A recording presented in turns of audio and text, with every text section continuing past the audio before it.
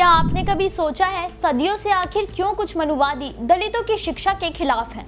वजह साफ है, अगर वो शिक्षित होंगे तो मनुवादियों की बेगारी कौन करेगा। शिक्षा सम्मान से जीने की प्रेरणा देती है, इसलिए उनसे वो सम्मान का हक ही छीन लिया जाए।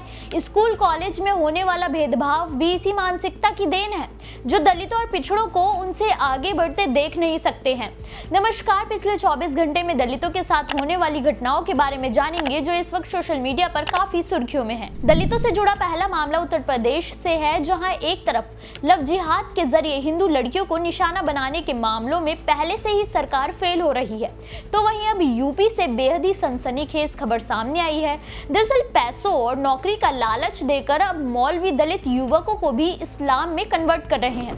ताजा मामला यूपी के सिद्धार्थनगर से सामने आया है, जहां पूर्व मंत्री सतीश द्विवेदी ने खुलासा किया है कि मिश्रोलिया थाना क्षेत्र के दोबाही गांव में पूर्व ग्राम प्रधान मौलवी गुलाम हुसैन, हदीसुल्लाह और फारूक पैसे के लालच और सरकारी लाभ का झांसा देकर दलित परिवारों को इस्लाम में परिवर्तित कर रहे हैं। इतना ही नहीं, विदेशों की कई कंपनी से धर्म बदलने वाले लोगों के खाते में पैसे आए हैं, जो एक बड़ी साजिश की तरफ भी इशारा कर रहे हैं। मंत्री ने मांग की है कि इस मामले में निष्पक्ष जांच की जाए, ताकि भविष्य में किसी अनहोनी घटना को रोका जा सके। साथ ही दलितों को बरगलाने के इस रैकेट पर भी शिकंजा कसे। हैरानी की बात तो यह है कि इन दलित हिंदुओं को ये तक नहीं पता कि देश का संविधान धर्म बदलते ही उनके दलित होने के सारे लाभ से वंचित कर देता है।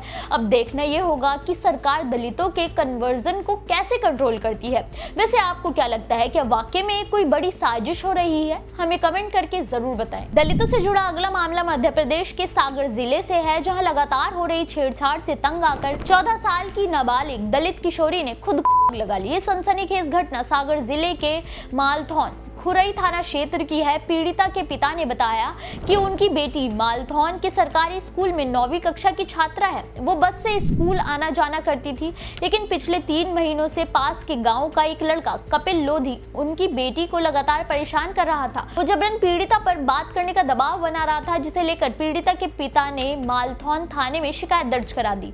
लेकिन उस शिकायत से नाराज होकर कपिल लोधी ने अपने 3 साथियों के साथ मिलकर पीड़िता के घर के बाहर ही उसके पिता को बुरी तरह से पीटना शुरू कर दिया, जिसे घबराई पीड़िता ने घर में रखा डीजल खुद पर छिड़क लगा ली, जिससे अफरा तफरी मच गई। पीड़िता को गंभीर हालत में सागर के बुंदेलखंड मेडिकल कॉलेज में भर्ती कराया गया। पुलिस के मुताबिक पीड़िता की गर्दन, छाती का दाहिना हिस्सा और दोनों हाथ गंभीर रूप से झुलस चुके हैं। उसका इलाज जारी है। साथ ही मामले की गंभीरता को समझते हुए पुलिस ने मामला दर्ज कर जांच शुरू कर दी है। साथ ही चारों आरोपियों की तलाश भी जारी है। हालांकि अभी तक कोई आरोपी पुलिस के हाथ नहीं लगा है। देखना होगा कि पुलिस कब तक पीड़िता को न्याय दिलाती है। दलितों से जुड़ा अगला मामला बिहार से है, जहां दलितों, पिछड़ों और गरीब जरूरतमंद लोगों की जरूरतों को ध्यान में रखते हुए बिहार सरकार ने बड़ा फैसला लेते हुए first in first out FIFO प्रणाली को 30 जून 2026 तक स्थगित करके भूमि और आर्थिक लाभ देने के मामलों में अब SC/ST समुदाय के लोगों को पहले निपटाने का फैसला किया है। इसके अलावा सरकार ने विधवा औरतें, सेना में कार्यरत या रिटायर्ड जवानों, सुरक्षा कर्मियों और सरकारी कर्मचारियों के मामलों को भी प्राथमिकता देने का फैसला किया है।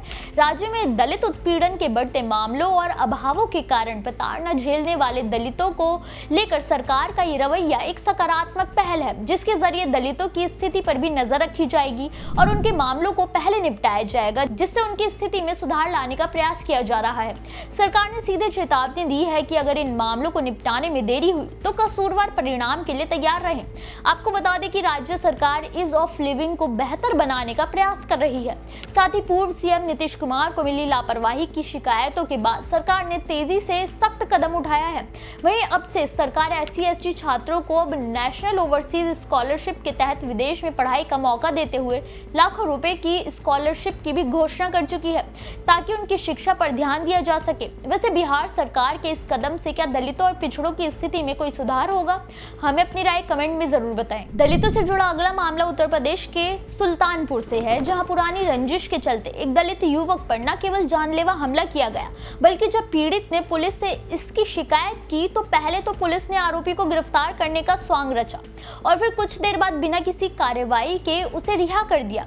ये घटना सुल्तानपुर के गोसाईगंज थाना क्षेत्र के कसमऊ गांव की है। पीड़ित ब्रजेश कुमार ने अपनी अपील में बताया कि 1 अप्रैल को वो अपने खेतों के ट्यूबवेल पर गया था, जहां पहले से ही आरोपी अरबाज मौजूद था। दोनों के बीच पुरानी रंजिश थी, लेकिन जैसे ही ब्रजेश वहां पहुंचा, अरबाज उसे गालियां देने लगा। वो नशे में था, लेकिन जब ब्रजेश ने विरोध किया तो अरबाज ने बोतल तोड़कर पीड़ित के सिर पर जानलेवा हमला कर दिया, जिससे वो बेहोश हो गया था। पीड़ित परिवार ने जब इसकी शिकायत थाने में दर्ज करनी चाहिए तो पुलिस आरोपी को ले भी गई, लेकिन शाम होते ही छोड़ दिया, जिसके बाद से पीड़ित का पूरा परिवार काफी डरा हुआ है। उन्होंने पुलिस अधीक्षक से गुहार लगाई है कि उन्हें न्याय मिले और सुरक्षा मुहैया कराई जाए।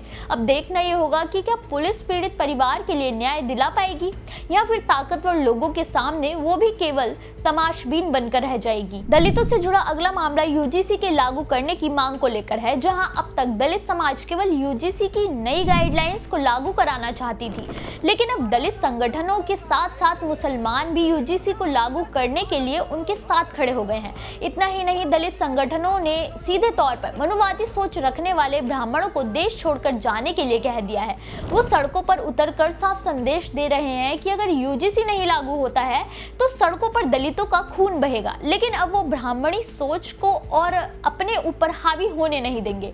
आपको बताते चले कि यूजीसी पर बीते महीने 19 मार्च को फिर से सुनवाई होनी थी, लेकिन अभी तक ये स्थगित ही है। तो वहीं दलित संगठन और छात्र अब भी लड़ाई लड़ रहे हैं। ऐसे में देखना ये होगा कि दलित समुदाय की हिम्मत के आगे कब तक सरकार और कोर्ट नहीं झुकती है। दलितों से जुड़ी इन खबरों पर आपकी क्या राय है, हमें कमेंट करके जरूर बताएं।